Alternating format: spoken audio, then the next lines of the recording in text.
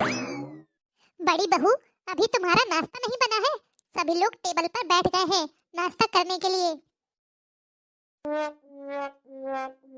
बस बन गया सासू माँ, अभी लेकर आ रही हूँ नाश्ता। ठीक है, जल्दी लेकर आओ। पता नहीं क्या करती रहती हैं सुबह से। मैं भी अकेले कितना करूं, ये छोटी पता नहीं कहाँ रह गई। अभी तक इसका शादी का खुमार उतरा नहीं है लगता है। शादी के 2 महीने हो गए, उसके बाद भी महारानी जी किचन में आती नहीं है, ना ही किसी काम में मेरी मदद करती है। आज तो मैं उससे पूछकर ही रहूंगी कि आखिर ऐसा कब तक चलेगा, कब तक वो आराम करती रहेगी। सासू माँ। हाँ बोलो। सासू माँ, आखिर मुझे ये बताइए कि छोटी कब तक आराम करती रहेगी। मैं अकेले सारा दिन कितना काम करती रहूं सासू माँ। अरे तो क्या हुआ, वो अभी नई नई है, काम करने से तू पतली थोड़ा हो जाएगी। हाँ? और वैसे भी आज मैंने उसको नाश्ता करते हुए नहीं देखा। क्या बात है, तुमने उससे कुछ कह दिया क्या? अरे नहीं सासू माँ, मैं क्यों भला उससे कुछ कहूंगी। आप ही कैसी बातें कर रही हो। तो उसने नाश्ता क्यों नहीं किया? पता नहीं सासू माँ, अब वो ही बता पाएगी कि उसने नाश्ता क्यों नहीं किया। बहू, तू उसकी जेठानी है, तू पूछ नहीं सकती उससे कि उसने नाश्ता क्यों नहीं किया। या तो उसकी तबीयत खराब होगी, जाके उसके कमरे में पूछ लो। हाँ, अभी हूँ क्या कर रही है, जाके पूछेगी भी। अब मैं उसके कमरे में जाऊंगी तो अच्छा तो नहीं लगता ना कि जेठानी के रहते हुए सास को छोटी बहू के कमरे में जाना पड़े। अभी वो नई नई है। ठीक है सासू माँ, पूछती हूँ। बिना कहे तो कोई काम ढंग से नहीं कर सकती ये, हर चीज मुझे ही बतानी पड़ती है। छोटी। हाँ दीदी बोलिए। छोटी, ये मोबाइल लेकर क्या कर रही है, नाश्ता वास्ता नहीं करना है क्या तुझे? दीदी आज एकादशी है ना, तो आज मेरा व्रत है, इसीलिए मैंने नाश्ता नहीं किया। मैं पूरे साल की एकादशी का व्रत करती हूँ, तो यहाँ पर भी मैं व्रत कर रही हूँ। आप लहसुन प्याज का खाना बना रही थी ना किचन में, इसीलिए मैं नहीं आई। अरे छोटी, तो तुम्हें बता देना चाहिए ना कि तुम्हारा व्रत है। दीदी अब मैं क्या ही बोलूं, व्रत में मेरा अलग खाना रहता है, मैं लहसुन प्याज नहीं खाती। अब मेरा नया नया ससुराल है ना, तो मैं सबसे बोलने में झिझक रही हूँ कि क्या बोलूं और क्या ना बोलूं। और किचन में लहसुन प्याज का खाना बन रहा है, तो मैं किचन में कैसे जा सकती हूँ। अब व्रत में मैं किचन को कैसे साफ करके खाना बना सकती हूँ। अरे कोई बात नहीं छोटी, तुम बताओ व्रत में तुम क्या क्या खाती हो, मैं किचन को साफ करके अभी बना देती हूँ। दीदी अगर आप बनाना ही चाहती हो तो कुट्टू के आटे की पूड़ी बना दीजिएगा और साबूदाना की खीर बना दीजिएगा। और हाँ, मेवे का हलवा तो बनाना मत भूलना। अगर हो सके तो साबूदाने की खिचड़ी भी बना लीजिएगा। ठीक है छोटी, मैं अभी बनाकर लाती हूँ। थैंक यू दीदी।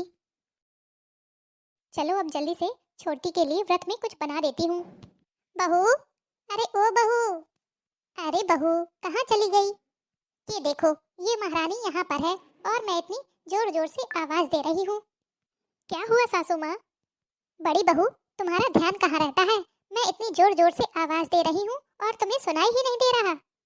वो सासू माँ, मैं साबूदाने की खिचड़ी बना रही थी ना, तो इसी वजह से मुझे आवाज सुनाई नहीं दी। क्या, साबूदाने की खिचड़ी? बड़ी बहू, तू तो बहुत चटोरी होती जा रही है। अभी थोड़ी देर पहले सबने नाश्ता किया है, अब तू साबूदाने की खिचड़ी बनाने लगी। अरे नहीं सासू माँ, ये मैं अपने लिए नहीं बना रही, ये तो मैं छोटी के लिए बना रही हूँ।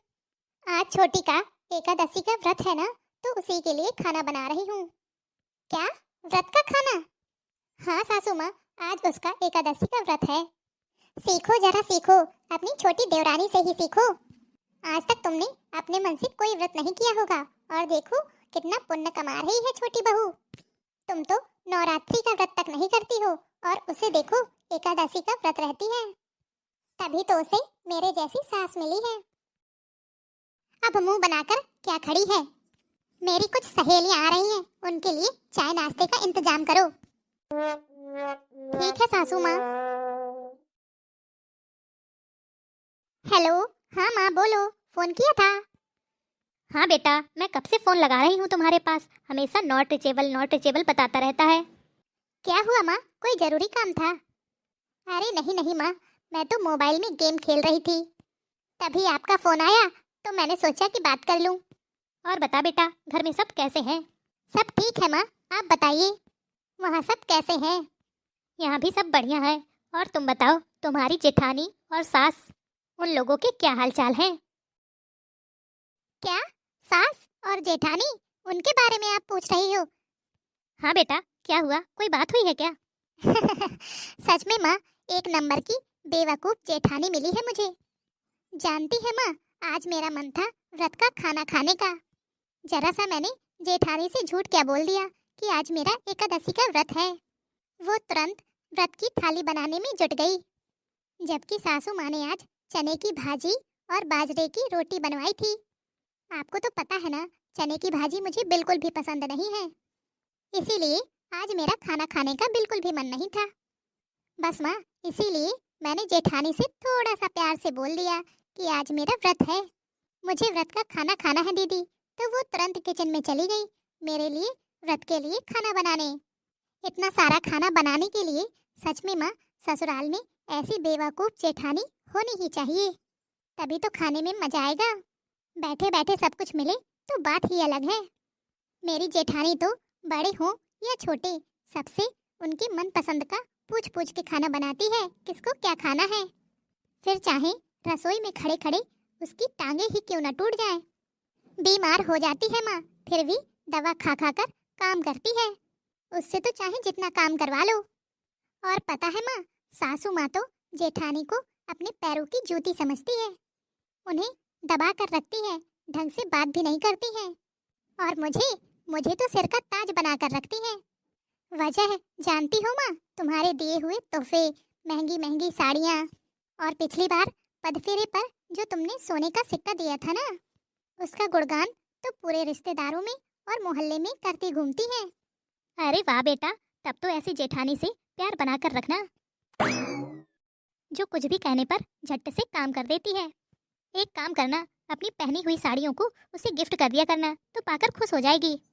वैसे भी वो तो गरीब घर से है ना, उसी में खुश हो जाएगी। वो तो तेरी उतरन से ही खुश हो जाएगी, तेरे सारे काम वो बिना बोले ही कर दिया करेगी। बेटा, जैसा तू बता रही है ना कि इतनी बेवकूफ़ है तेरी जेठानी, तब तो तेरे लिए बहुत ही अच्छा है। कल को जब तेरे बच्चे होंगे तो तुझे टेंशन लेने की ज़रूरत ही नहीं होगी, वही उनको पाल पोस कर बड़ा कर देगी। मुझे तो सुनकर बहुत अच्छा लगा कि तेरी जेठानी इतनी अच्छी है। बेटा, तू तो अपने ससुराल में राज करेगी, राज। हाँ माँ, सही कह रही हो। आखिर मेरे साथ ही ऐसा क्यों होता है? मैं जिसके साथ अच्छा करना चाहती हूँ वही मेरा फायदा उठाता है। इस घर में आए हुए मुझे 6 साल हो गए। सोचा था अपने व्यवहार से मैं सबको अपना बना लूंगी, सास ससुर को अपने माता पिता और देवर को अपना भाई बनाकर रखूंगी। यहाँ तक कि मेरी कोई बहन नहीं थी, मेरी देवरानी आई तो मैंने सोचा उसे अपनी छोटी बहन बनाकर रखूंगी। सोचा था अपनी बहन के समान देवरानी से अपने सुख दुख बांटूंगी, लेकिन ऐसी देवरानी से सुख दुख बांटना ही क्या। सासू माँ ने तो देवरानी की बड़ाई कर करके उसे हमेशा सिर पर चढ़ा के रखा है, कभी भी कोई काम करने के लिए उससे नहीं बोलती है, हमेशा मुझे ही काम करने के लिए कहती रहती है। किसी ने बिल्कुल सही ही बोला है कि सीधे लोगों को ही बेवकूफ बनाया जाता है। मगर अब और नहीं, आखिर मैं कब तक सहूंगी, आखिर मैं कब तक दब कर रहूंगी। मैं भी तो इस घर की बड़ी बहू हूँ, जो सम्मान छोटी को मिलता है वो मुझे क्यों नहीं। दीदी दीदी, मेरा व्रत का खाना बन गया क्या? मुझे बहुत भूख लगी है, मुझे तो लगा था आप मेरे कमरे में लेकर आओगी। छोटी, आज तक तो तुमने कोई व्रत किया नहीं, फिर ये एकादशी का व्रत कैसे शुरू कर दिया? अब तुम अगली बार से मेरे साथ ऐसा मजाक कभी मत करना। मैंने व्रत का सारा खाना खा लिया है, तुम्हें ज्यादा भूख लगी हो तो खुद बना लेना और खा लेना। और आज से दोपहर का खाना तुम बनाओगी और रात का खाना मैं बनाऊंगी, समझी? और वैसे भी तुम्हारी शादी को 2 महीने हो चुके हैं, हनीमून भी बना लिया है, अब तुम्हें रसोई में आने से कोई परहेज नहीं होना चाहिए। ये बड़ी बहू को क्या हो गया, इतनी जोर जोर से क्यों चिल्ला रही है? जाके देखना पड़ेगा। बड़ी बहू, ये क्या तरीका है छोटी बहू से बात करने का? बेचारी नई नई है तो तुमने क्या समझ रखा है वो अकेले है? मैं उसके साथ खड़ी हूँ, तुम्हें ज्यादा हुक्म चलाने की जरूरत नहीं है। अभी उसकी सास जिंदा है। जैसा होता चला आया है ना, वैसा ही होगा, ये याद रखना हमेशा तुम। ये घर मेरा है और यहाँ सिर्फ मेरी ही चलेगी। सासू माँ, माना कि ये घर मेरा नहीं है, लेकिन ये घर कायदे से आपका भी नहीं है। जैसे मैं इस घर की बहू हूँ ना, ऐसे आप भी इस घर की बहू हैं। और सभी बहुओं के लिए सारे नियम एक जैसे होने चाहिए। मैं पिछले 6 सालों से इस घर के सारे काम करती आ रही हूँ। अब मेरी देवरानी को भी इस घर के सारे काम करने चाहिए। हम दोनों का काम आधा आधा बढ़ जाना चाहिए। आखिर कब तक मैं ही करती रहूंगी। इसलिए आज से दिन का खाना छोटी बनाएगी और रात का खाना मैं बनाऊंगी। बेटा, देख रहा है तेरी पत्नी कैसे मेरे सामने मुंह चला रही है। बेटा, तू अपनी बीवी को समझा ले, वरना मुझे 2 मिनट नहीं लगेंगे इसको घर से बाहर निकालने में। घर के नियम कानून बदलने चली है ये। माँ, मानो तो सही कह रही है वो। उसकी एक एक बात बिल्कुल सही है। जब काजल और नीलू दोनों इस घर की बहुएं हैं, तो उन दोनों का फर्ज है दोनों को मिलकर काम करना चाहिए। मेरे तो ये समझ में नहीं आ रहा है कि लड़ाई किस बात की है। माँ, इतने सालों से आपकी बड़ी बहू ही आपकी सेवा करती आ रही है। आपकी सेवा में उसने कभी कोई कमी नहीं रखी। माँ, आप किसी एक का पक्ष मत लीजिए, नहीं तो मुझे ऐसा लगेगा कि आप दोनों बेटों पर ही भेदभाव कर रही हैं। आप अपनी बहुओं के बीच तो भेदभाव रखती ही हैं। और वैसे भी माँ, इस घर की पूरी जिम्मेदारियां मैं ही निभाता हूँ। मोहित जो कमाता है वो 1 रुपए घर में नहीं देता है। उसके बावजूद भी आपने छोटे बेटे और छोटी बहू को आंखों का तारा बनाकर रखा हुआ है। और आगे ऐसा ही होता रहा ना माँ, तो मैं अपनी पत्नी को लेकर कहीं चला जाऊंगा। नहीं नहीं बेटा, अब ऐसा नहीं होगा। आज तूने ऐसा कहकर मेरी आंखें खोल दी। मुझे अपनी गलती का एहसास हो गया है। बड़ी बहू, तुम बिल्कुल सही बोल रही थी। और छोटी तुम, आज से अपनी सारी जिम्मेदारियां संभालो, समझी? हेलो दोस्तों, आपको आज की यह स्टोरी कैसी लगी? कमेंट बॉक्स में कमेंट करके जरूर बताइएगा।